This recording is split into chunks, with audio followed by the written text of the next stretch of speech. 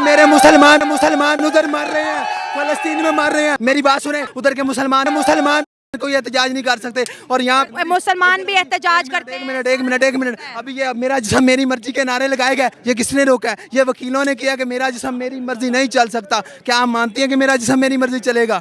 کیا میں غیرت مند مسلمان ہونے کے ناطے اپنی ماں بہن کو باہر جانے دوں گا؟ مسئلے آپ کیوں بتا رہے ہیں؟ میری بات سنیں, اسلام میں اگر عورت کی کمائی حرام کر دی ہے مسلمان پر, اور ہم مسلمان ہیں, محمد رسول اللہ کے غلام ہیں, اور ہم الحمدللہ غلامی کی زندگی رسول اللہ کی گزارتے رہیں گے. جذبے والے بھی ہیں, وہ نہیں بولتے. الحمدللہ مسلمان کے اندر جذبہ پایا جاتا ہے. سر بات کرتے ہیں کہ بھائی 72 حوریں بھی, یہ اس کے بارے میں کیا کہو گے؟ 72 حوروں کے بارے میں ماشاءاللہ ہے, اچھا ٹھیک ہے, 72 ہو رہے ہیں قبرستان کے 72 مردے ایک جو ہے دفنائے جانے نے نکلنے, اسی بھی مرنا ہے, مٹی جانا ہے, جان ساڈی حاضر ہے, اسی پنگا لواں گے, اسی کسی کو نہیں. مسلمان زندہ آباد, یا علی مدد, حسین دے منن والے ہاں, کدی نہیں ڈراں گے. جہاد بھی کرو گے؟ اللہ پاک دی قسم کھائے کہنے ہاں, ساڈا مسلمان کٹھا ہوئے تے میں کہنا اسی ہر بندے نو جُتی دے تھلے مسلمان زندہ آباد ہے.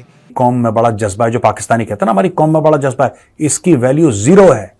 2 کوڑی کا فرق نہیں پڑتا کسی کو تمہاری قوم میں جذبہ ہے کہ نہیں ہے. تمہاری قوم محنتی نہیں ہے, یہ اکیلی قوم ہے جو ویزا پاسپورٹ لے کے ودیش جا کے بھیک مانگتی ہے. 1 کروڑ کافر کھڑا ہو, اچھا یہ ہمارا ایک مسلمان لڑکا یا جوان ایسے کھڑا ہو جائے, یہ ڈرے گا نہیں. اچھا, ہاں وہ ڈر جائیں گے, مر جائیں گے. کیوں بھائی جان, ایسی بات ہے 1 کروڑ سامنے کوئی بھی نان مسلم کھڑا ہو اور آپ اکیلے کھڑے ہو, ڈریں گے نہیں؟ کبھی نہیں. جس نے کلمہ پڑھا لا الہ الا اللہ محمد رسول اللہ, اس کے اندر اللہ پاک نے اتنی طاقت دے دی ہے.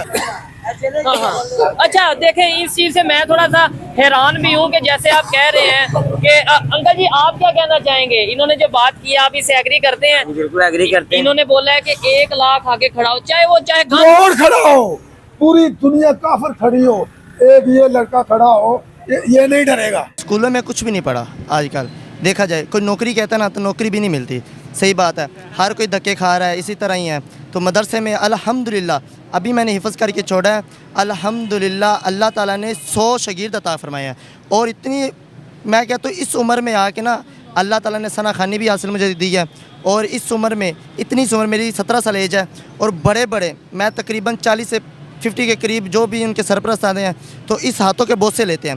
یہ کس کی؟ آپ کے ہاتھوں کو چومتے جی. ہیں 50 سے زیادہ اسٹوڈنٹ, 100 سے زیادہ 100 سے زیادہ اسٹوڈنٹ آپ کے ہاتھوں کو روز چومتے ہیں. اور پہلی بات آپ کو میں انگلش کی بتاؤں, انگلش کا لفاظ شروع ہوتا ہے الٹے راستے سے, تو انگلش کی کیا حیثیت ہے؟ انگلش الٹی ہے. جی الٹی ہے.